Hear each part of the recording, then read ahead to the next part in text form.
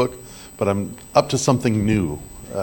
It's that kind of a week, up to something new kind of thing. I had one of those, what I would call Oreo weeks, that like a sandwich. There was two events that bookended, and then there was a lot of creamy filling. And so the two events are, I got to do two of my favorite things this week. And the first was to start the study group on Tolkien. And I've been just buzzing on that all week. And again, for those of you that would be interested, it's not necessarily, like an English literature class or anything like that we're doing, but we're really kind of going on an adventure together. And we're going on to an adventure into the land of the imaginal. So we have it on that end. That was last Sunday. And then yesterday, I began teaching a class in the School of Ministry on practical applications of the science of mind, which is, a fun thing to do as well.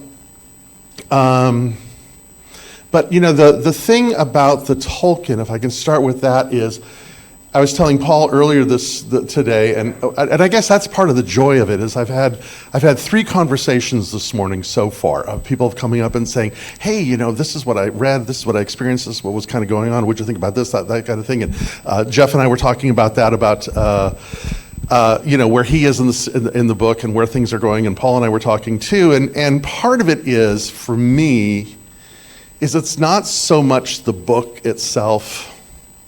It's really the book itself, but it's the opportunity to go on an adventure with a group of people into the land of the imaginal.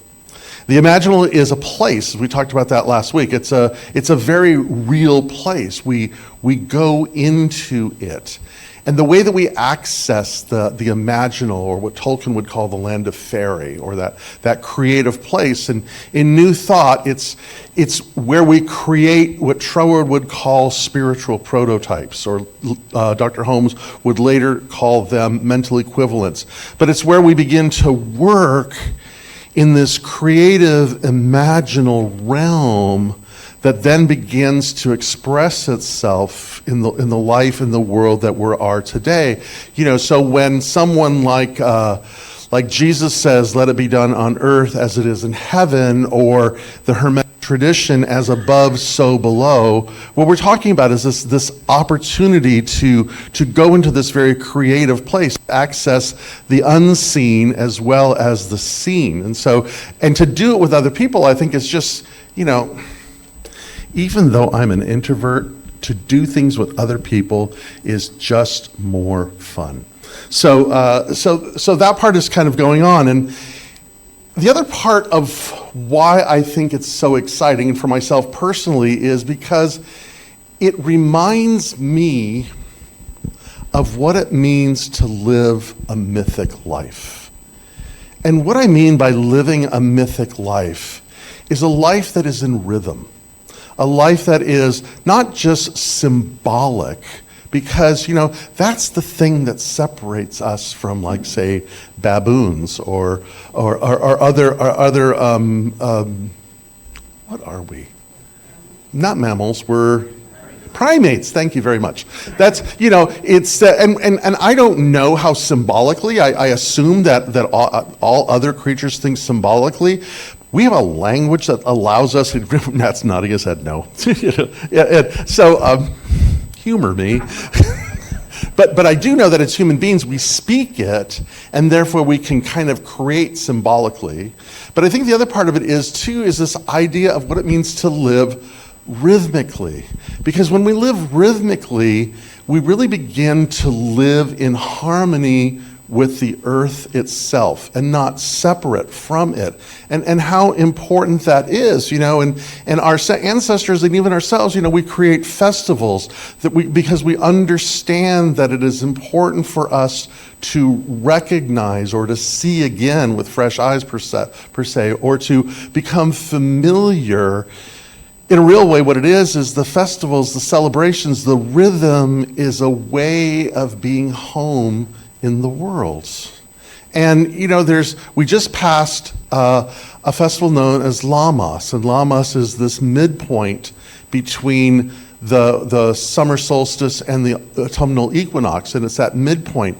But in a very real way, for those people who live in very close proximity to the earth, what it is it's symbolic of the first harvest, of that which is coming in. And so there's this kind of celebration of what is present, with an opportunity to reflect on what was, and also an invitation to anticipate what will be next, because here it is, Lammas, and then we move into Samhain, and then we move into all these other festivals and holidays, and it's just a way for us to kind of track and feel ourselves, because the true path of a mystic is not to transcend the body, but to enter into the body.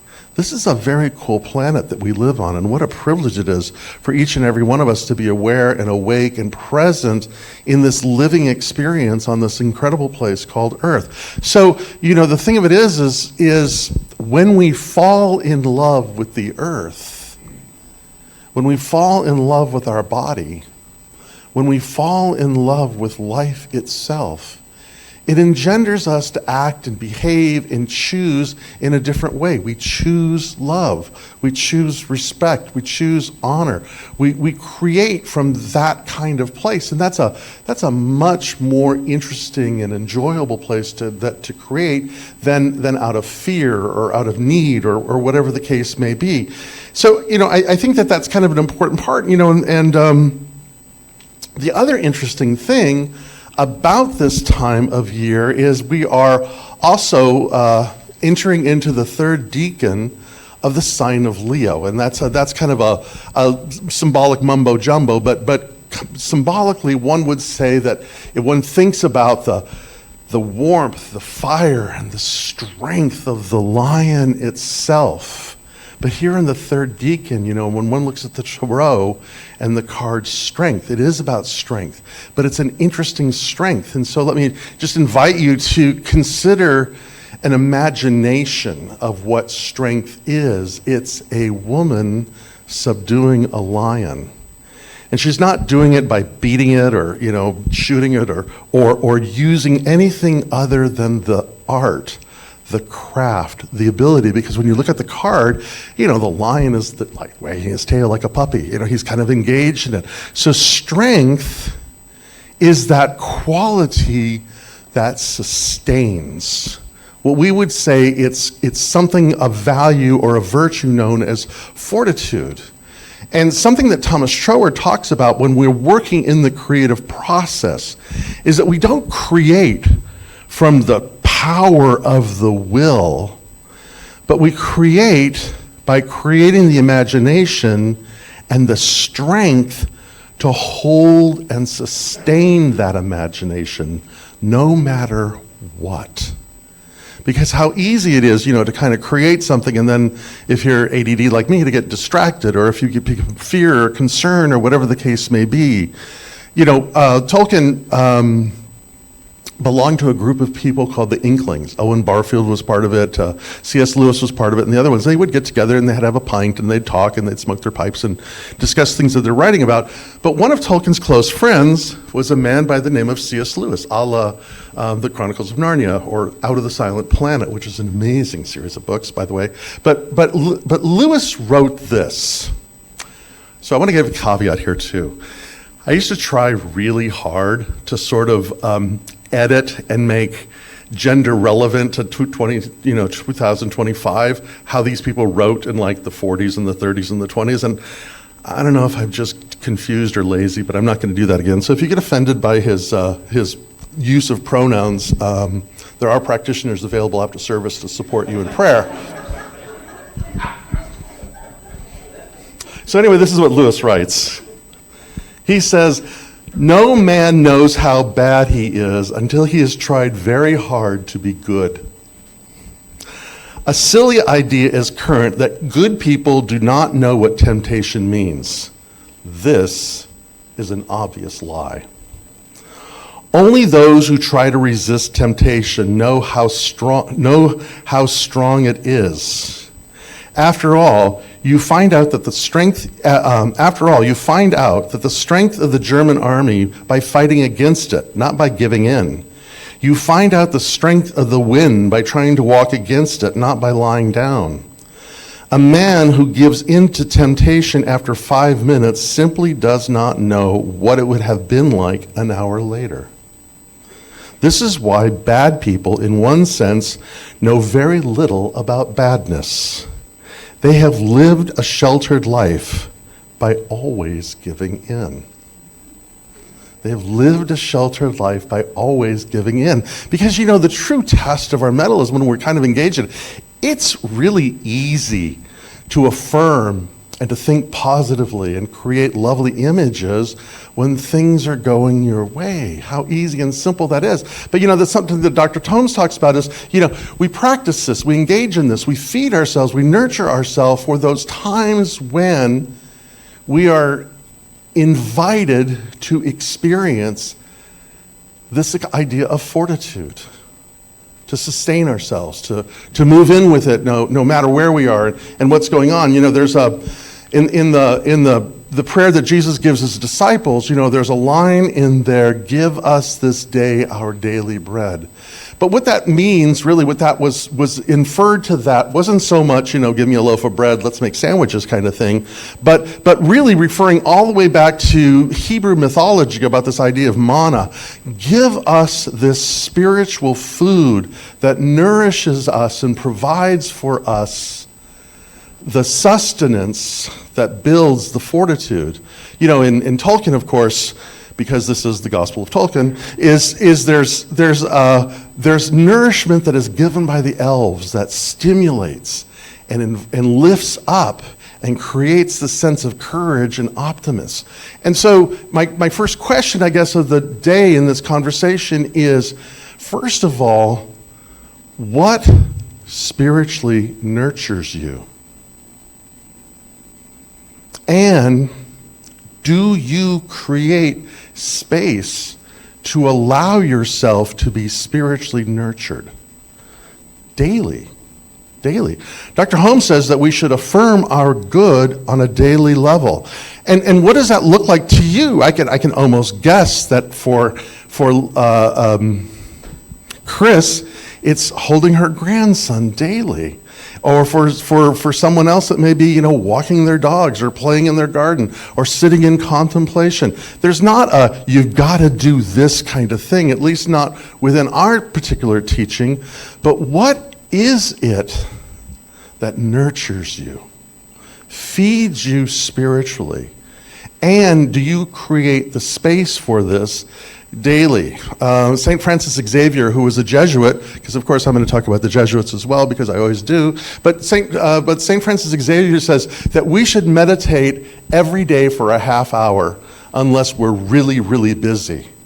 And then we should do it for an hour.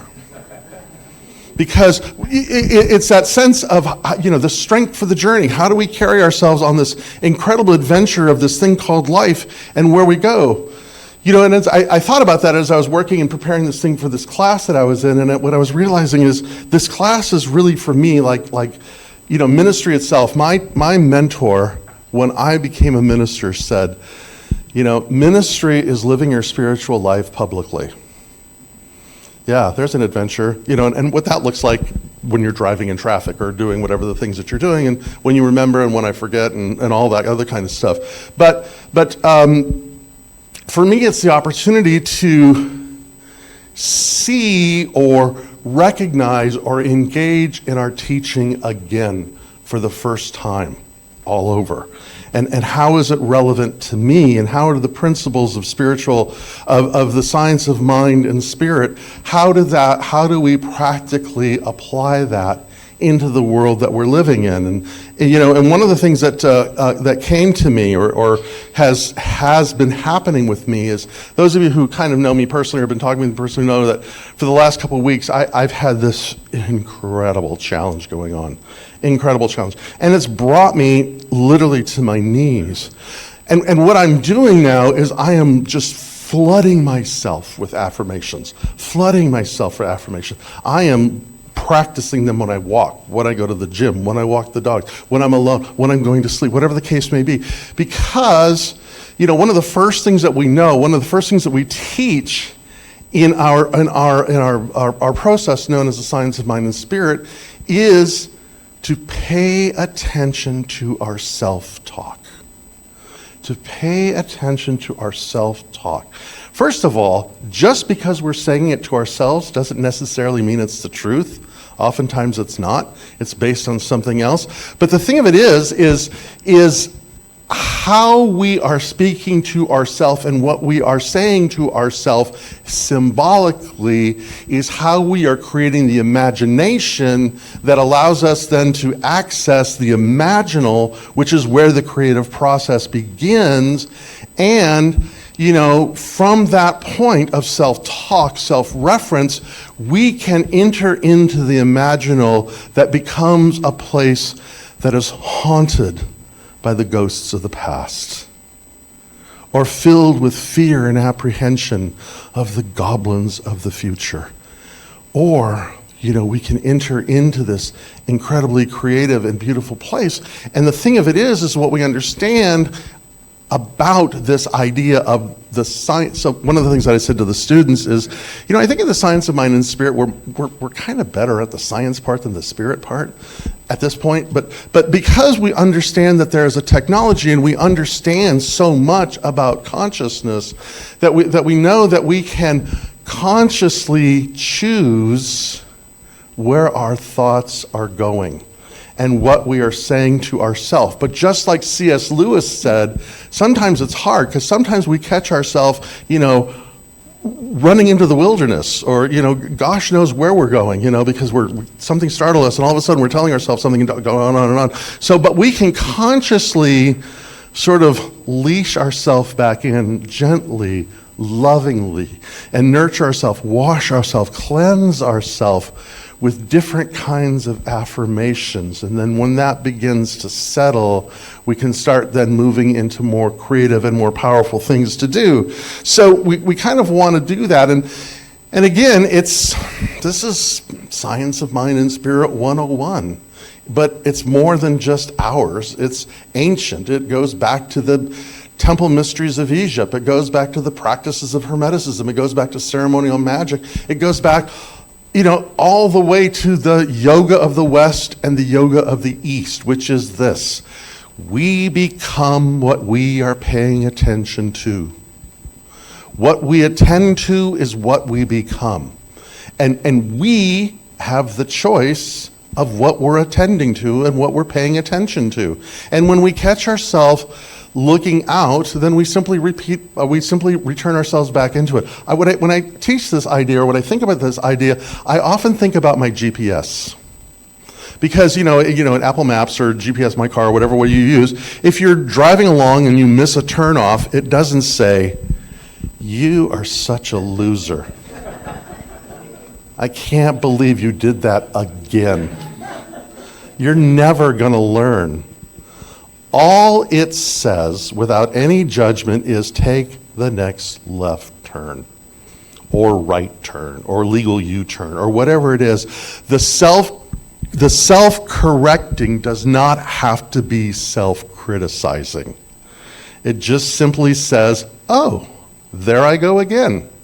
It's been 30 seconds. I've just set a record, but I can return myself back again, and eventually we begin to rewire, reprogram, create new neural pathways that puts us back on track of where we want and desire to go. So self-talk is something that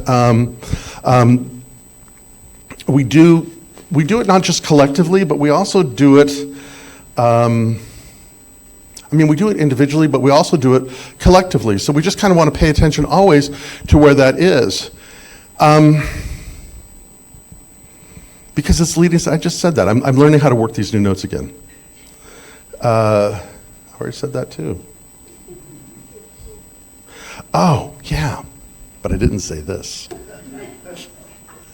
So one of the things about the first section of what we're reading in the Lord of the Rings is that it begins to move towards almost this culmination at one point, of which several culminations, where all the different races of beings find themselves at a council in Rivendell, the house of Elrond, a really interesting person, son of Elendil. But they are there, so the elves are there, the dwarves are there, the people are there, and the hobbits are there.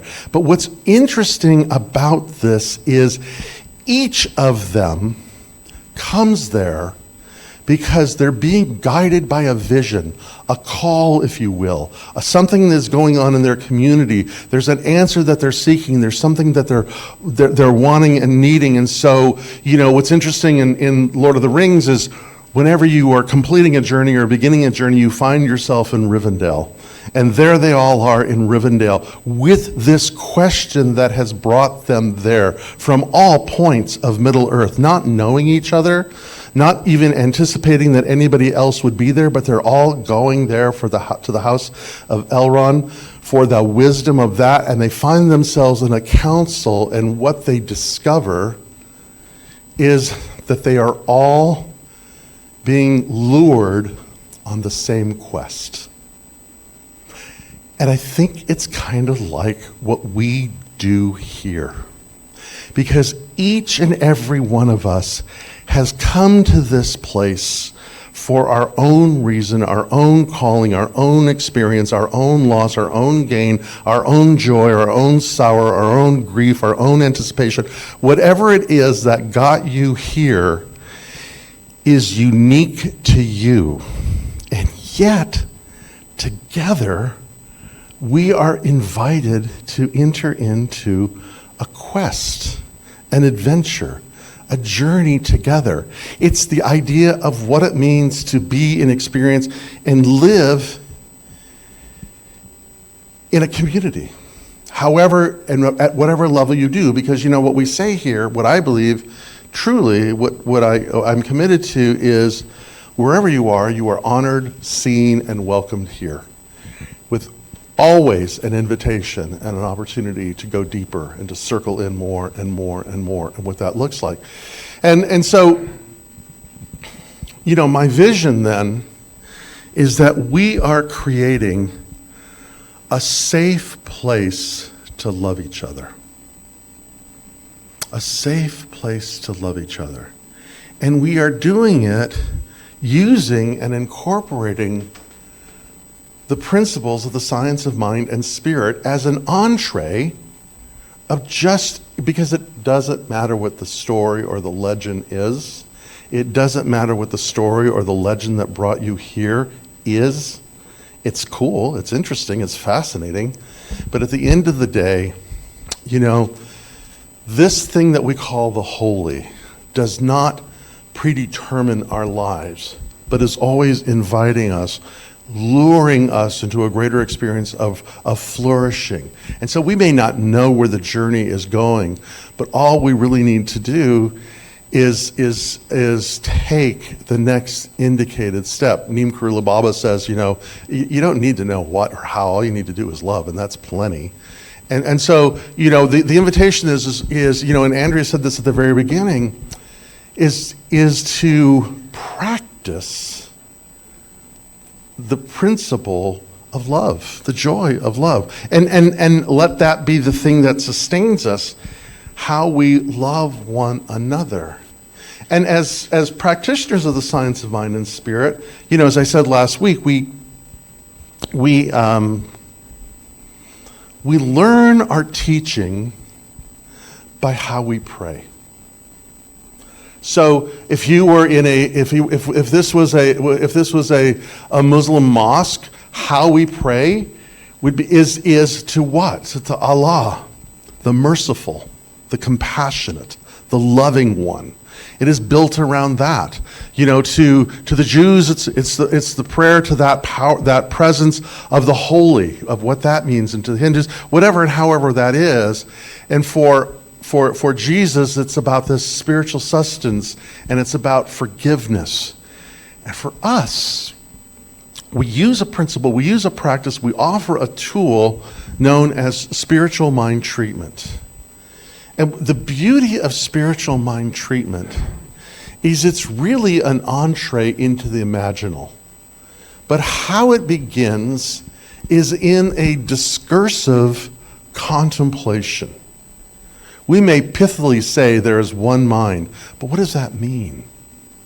And it changes and it evolves always. I think in terms of another one of my spiritual heroes, Pierre Teilhard de Chardin, because he was both a scientist and a mystic.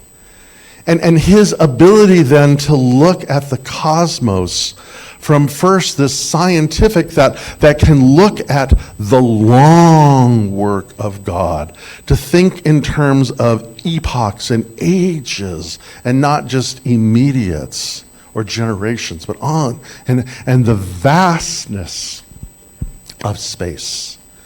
And this incredible experience of the starry world.